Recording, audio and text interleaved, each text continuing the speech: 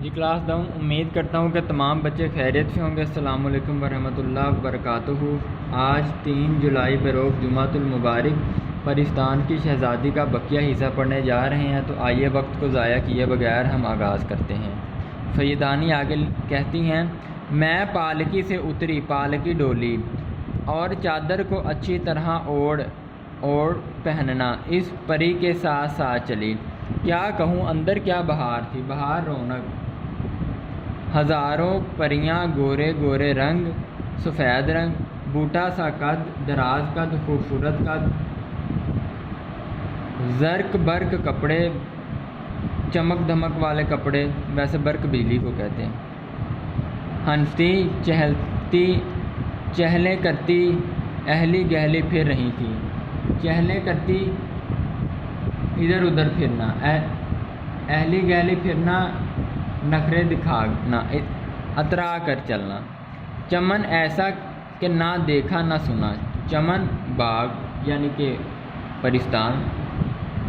پرستان کا باغ، ہر درخت کا تنا چاندی کا، سونے کی شاخیں، زمرد کے پتے، زمرد سبز رنگ کا قیمتی پتھر، پھولوں کی جگہ کہیں لال لٹک رہے تھے۔ لال ہیرے کو کہا جاتا ہے، ہیرا، کہیں نیلم، نیلم نیلے رنگ کا قیمتی ترین پتھر، کہیں پکھراج، پکھراج بھی پتھر کی قسم ہے، اس کا رنگ زرد ہوتا ہے۔ یاد رکھیے گا، زمرد کا رنگ سبز ہے اور پکھراج کا زرد، پکھراج زرد رنگ کا قیمتی موتی۔ پھولوں پر یہ عالم تھا جیسے ہیرے چمک رہے ہوں،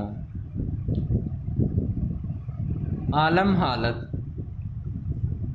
کلیاں تھیں کہ سراہی دار موتی، خوشبو سے دماغ مہکا جاتا تھا، مہکنا تازہ ہونا، دماغ پر سکون ہونا۔ حوضوں کا پانی اللہ اللہ، چاندی کے ورق بکھرے ہوئے تھے، ورق چاندی کے صفے،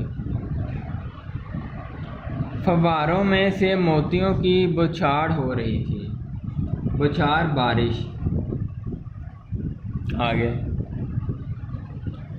چلتے چلتے ایک بارہ دری میں پہنچا، بارہ دری ہوادار کمرہ جہاں سے ہر طرف سے ہوا داخل ہوتی ہے، چھوٹے چھوٹے سوراخ ہوتے۔ بارہ دری یعنی ہوادار کمرہ کی سجاوٹ کیا بیان کروں، سجاوٹ خوبصورت تراشنا۔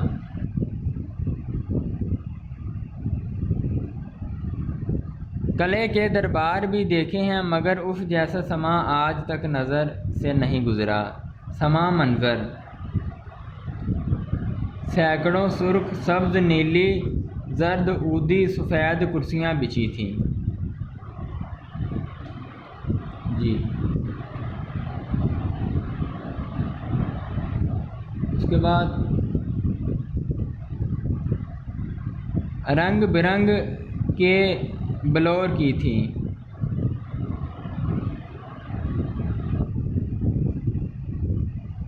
جی یا کسی اور چیز کی، ایسی شفاف کہ آر پار نگاہ گزر جاتی تھی، صاف شفاف، اور ان پر حسین حسین پری زاد جگمگاتے لباس پہنے بڑے ٹھسے سے بیٹھے تھے، ٹھسے سے، مزے سے، دھڑے سے، شان و شوکت سے۔ یہاں پہ ایک میننگ گیا ہے، بلور ایسی چیز جس کے آر پار نظر آئی، یعنی شیشہ۔ کرسیاں شیشے کی تھیں اور شفاف کے آر پار یعنی دونوں طرف کا نظر آتا تھا۔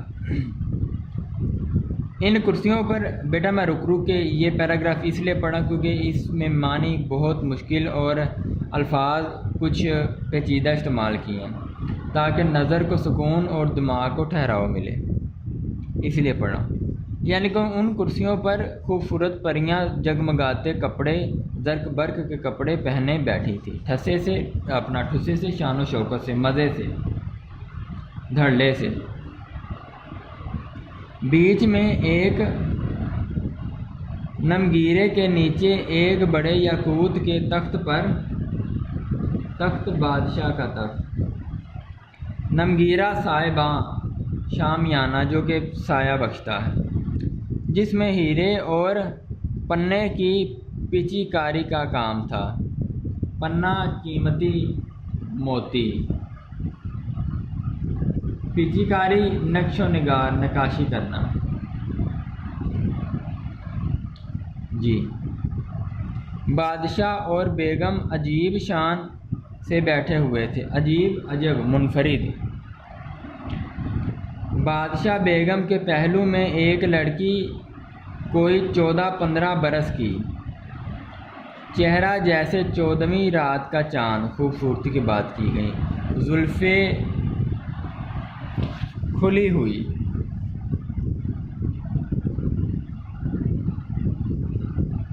یہاں پہ لفظ ہے اتنا ضروری تو نہیں مانی لیکن کر لیں، پہلو ساتھ ہی، ٹھیک ہے، کئی رنگ کے پر اور ایسے چمکدار کہ آنکھ نہیں ٹھہرتی تھی، سر پر نیم آدھا تاج رکھے بیٹھی تھی، اور تینوں کی پوشاک لباس ایک رنگ کی ہوں تو بتاؤں، یعنی کئی رنگ، گھڑی میں 4 رنگ بدلتی تھیں، یعنی کہ تمام تر واقعہ عام انسانوں سے مختلف ہے۔ آگے، میں آگے تو بڑھ رہی تھی مگر ہاتھ کانپ رہے تھے، ڈر رہے تھے، ڈر سے نہیں حیرانی سے کہ یا اللہ یہ کون لوگ ہیں۔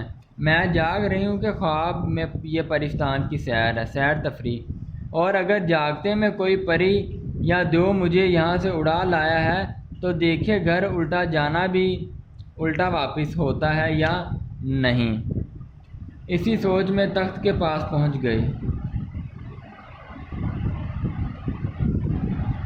بادشاہ میری گھبراہٹ دیکھ کر مسکرائے اور بادشاہ بیگم مجھ سے کہا، آؤ سیدانی بھی آؤ، مزاج تو اچھا ہے، مزاج طبیعت، میں نے سنا ہے کہ راستے میں تم بہت ڈری، خوف آیا۔ میں بولی، حضور کو دعا دیتی ہوں، حضور کو، جناب کو۔ اور حضور ڈر کیسا، وہ تو اللہ تعالیٰ نے مدد کی، نہیں تو جان نکلنے میں کسر ہی کیا رہی تھی، کسر کمی کہ اللہ نے مدد کی، اللہ نے ساتھ دیا، وگرنہ میری جان نکل جانی تھی۔ صدقے مولا کے نام پر، مولا مالک۔ بادشاہ اور سارے درباری سرو قد کھڑے ہو گئے، ٹھیک ہے، سرو قد، سرو کی طرح سیدھے، سرو پیڑ کا نام ہے، درخت کا، وہ سیدھا ہوتا ہے، تو سارے سیدھے کھڑے ہو گئے۔ اور بادشاہ فرمانے لگے، سیدانی بھی تم جانتی ہو ہمارے ہاں اس نام کی کتنی عزت ہے، یعنی سیدوں کی بڑی تعظیم کی جاتی ہے۔ میں نے دل میں خدا کا شکر ادا کیا کہ جو کچھ بھی ہو یہ لوگ ہیں مسلمان، اور اب کسی بات کا ڈر نہیں، کہ یہ سیدوں کی عزت کرتے ہیں تو مسلمان ہیں، پس مجھے اب کسی بات کا ڈر پریشانی نہیں۔ بادشاہ بیگم، ہم کو گناہ گار نہ کرو، یعنی کھڑی نہ رہو، ایک کرسی کی طرف اشارہ کر کے بولی، بیٹھ جاؤ۔ اللہ اکبر۔ ہاں، تم ڈری کیوں تھی؟ میں نے کہا، یعنی کہ سیدانی کہتی ہیں، سرکار ڈرنے کی بات کیوں نہ تھی، ایک اکیلی، دوسرے سنسان ویران غیربا جنگل، پھر جو میرے ساتھ تھا اس کی صورت شکل ایسی ڈراؤنی خطرناک کہ میرے اوسان جاتے رہے، مجھے ہوش نہ رہتا۔ جی، یہ سن کر شہزادی خوب ہنسی اور بولی، اماں بیگم، بکڑ گدھا موا بڑا شریر ہے، شرارتی، بکڑ گدھا بکڑے اور گدھے کا امتزاج رکھنے والا، یعنی دیو کی بات کی گئی ہے، اس نے کہیں اپنی شکل دکھا دی ہوگی۔ اب میرے پیٹ میں پھر ہول اٹھنے لگے، ہول اٹھنا، پریشان ہونا، گھبرانا، کہیں یہ ساری صورتیں بھی نقلی نہ ہوں، اور بلا بلا کر چاروں طرف دیکھنے لگی، بلا بلا کر، گھبرا گھبرا کر دیکھنا، ابل ابل کر دیکھنا جی۔ بادشاہ بیگم سمجھ گئیں کہ شہزادی کی باتوں سے سیدانی کے دل میں ہماری صورتوں کی طرف سے کچھ شبہ ہو گیا، شبہ شک۔ وہ مسکرا کر بولی، سیدانی بھی ڈرو نہیں، ہماری سب کی شکلیں اصلی ہیں، اصلی حقیقی ہیں، بلکہ پری زادوں، پری کے بچے کی ساری ایسی ہی خوبصورت شکلیں ہیں جیسی تم دیکھ رہی ہو۔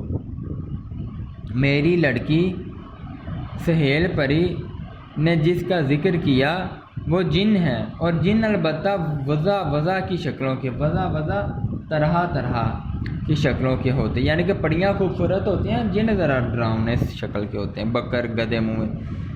خاطر جمع رکھو، خاطر جمع رکھو، پریشان مت رہو، تمہارے سامنے کوئی جن یا دیو بری صورت بنا کر نہیں آئے گا، بری صورت، ڈراؤنی صورت۔ بیٹا میں آپ سے اجازت چاہتا ہوں، الفاظ معنی لکھ لیجیے گا، اپنی کتابوں پر یاد کر لیجیے گا، اور جتنا خلاصہ میں نے کروایا ہے اس کو اپنی الفاظ میں لکھیے گا۔ پلس تشریح کو لازمی اپنے الفاظ میں وضاحت سے کوئی سے 2 پیراگراف اپنی پریکٹس کے لیے ضرور کیجیے گا۔ میں محمد رمضان آپ سے اجازت چاہتا ہوں۔ السلام علیکم ورحمۃ اللہ وبرکاتہ۔